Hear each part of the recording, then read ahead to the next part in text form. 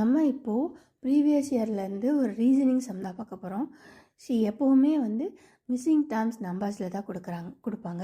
ஆனால் இப்போ எப்படி கொடுத்துருக்காங்கன்னா ஆல்ஃபபெட்ஸில் கொடுத்துருக்காங்க. ஸோ முதல்ல இதை கவனித்து பாருங்கள். இதில் ரெண்டு வகையாக ஆல்ஃபபெட்ஸ் இருக்குது. ஒன்று இஜின்னு ஃபார்வேர்டாக போகுது, அதே மாதிரி எக்ஸு வின்னு ரிவர்ஸாக போகுது. ஸோ இந்த மாதிரி இருந்துச்சு அப்படின்னா முதல்ல ஆல்ஃபபெட்ஸை எழுதிக்கோங்க. இப்போ அதுக்குள்ளே என்ன மாதிரி ஃபார்மேட் ஃபாலோ ஆகுதுன்னு பார்க்கலாம். ஸோ ஃபஸ்ட் நம்ம ஃபார்வேர்டாக பார்க்கலாம். இஜி.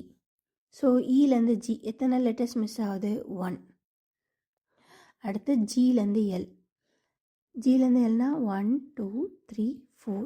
ஸோ அப்போ எத்தனை லெட்டர்ஸ் மிஸ் ஆகிருக்கு? 4.